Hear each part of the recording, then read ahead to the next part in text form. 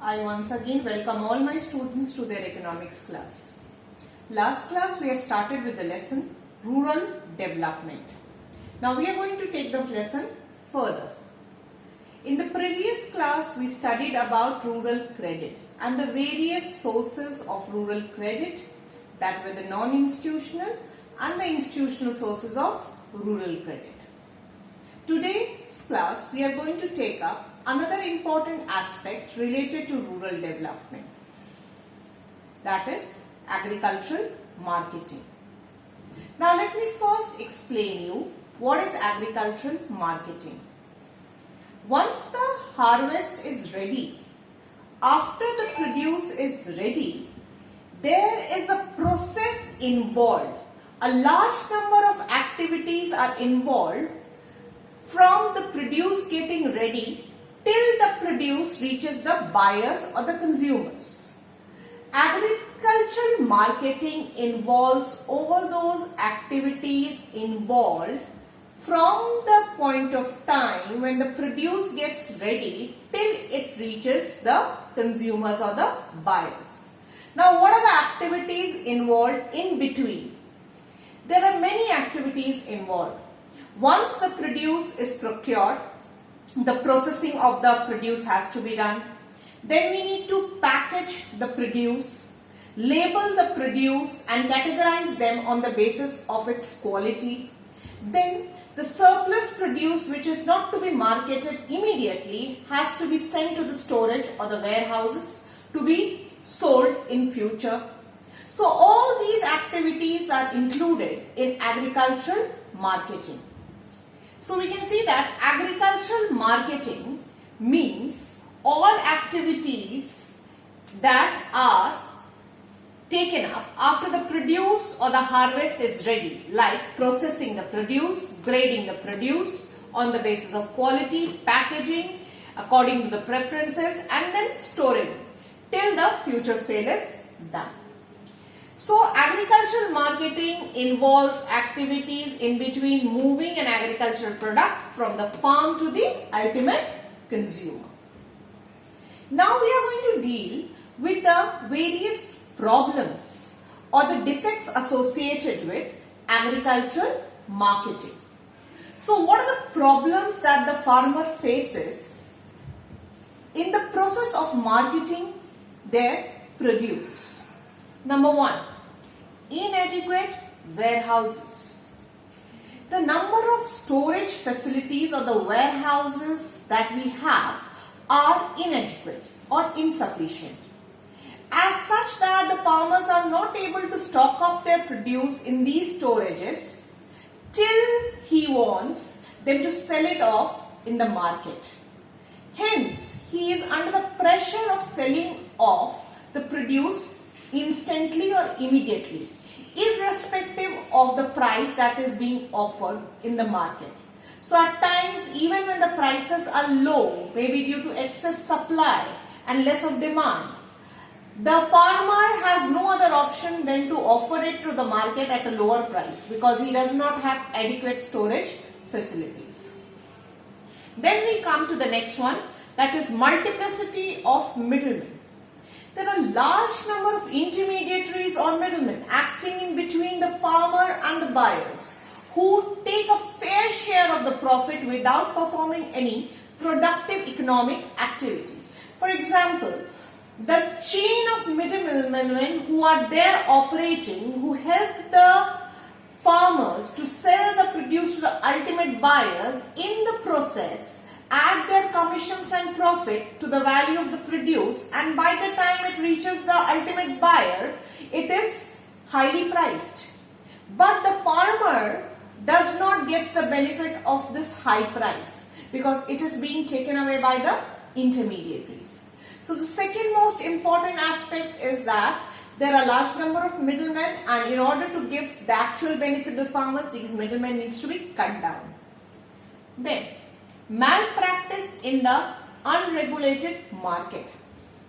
There is absence of organized marketing where the farmers can go and sell off their produce and come in touch with the buyers and deal with them. So lack of organized marketing facilities also compels the farmers to sell the produce at a low price. Lack of marketing facilities is another factor responsible for poverty and low income of the farmers. This is basically associated with the defective agricultural marketing system that we have in our country. Then, lack of adequate finance. You must have heard of distress sale. Distress means under pain, under pressure. Most of the farmers are poor. They are under the burden of debt. They take money from various informal agents like moneylenders, landlords, etc. due to shortage of finance. So even if they know that the price being offered by the market or the intermediaries is not just or not right price, they are forced to sell the produce to these people. And to meet their debt and to settle their debts due to inadequacy of resources and finance, the agricultural marketing process suffers. Then inadequate means of transportation and communication. The means of transportation and communication which helps the farmers to carry the produce from the farm to the marketplace are not properly channelized. There is lack of infrastructure facilities, lack of roads, railways, proper communication facilities to share informations on the benefits of the schemes that are given by the government, to help the farmers to get information regarding modern ways of marketing or the warehouses that are available. All these acts as a hindrance in the process of agricultural marketing. Now we move to the next topic, that is measures adopted by the government to improve the agricultural marketing system. Now what are the steps that the government has taken in order to improve the agricultural marketing system? Now we will deal with the initiatives. Number 1, regulation of market. The government has taken a step for setting up regularized and organized market where the farmers can come in contact with the buyers and offer their produce to the buyers based on their quality and their demand. So giving an opportunity to have a direct interface with the consumers and cutting the chain of intermediaries.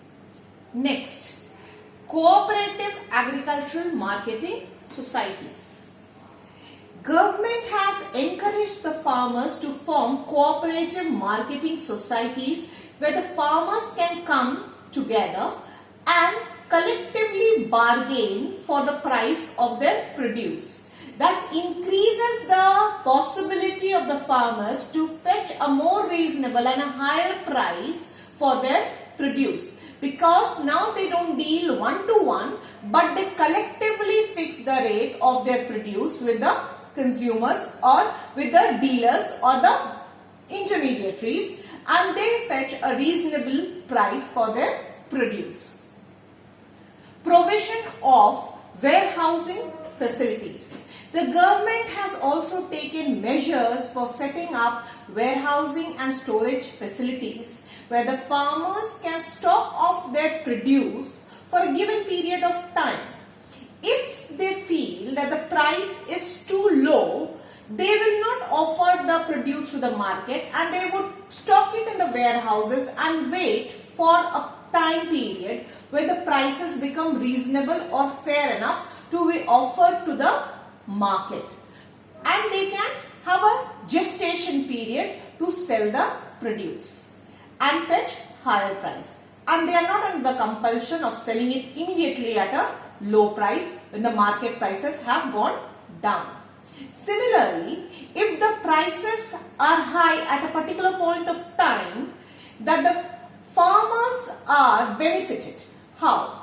When the prices go up, the farmer can immediately go to the warehouse, release his produce and offer it to the market and make a higher income. So warehousing has really helped the farmers to fetch a more reasonable price for their efforts and hard work. Then we have subsidy subsidized transportation facility. The government has made it easy for the farmers, more economical for the farmers to transport their goods by reducing the freight charges on transporting agricultural goods through railways, roadways, and the tax of the rates that have been charged are very nominal, and thus it reduces the burden on the farmers related to the transportation cost. Next, dissemination of market information.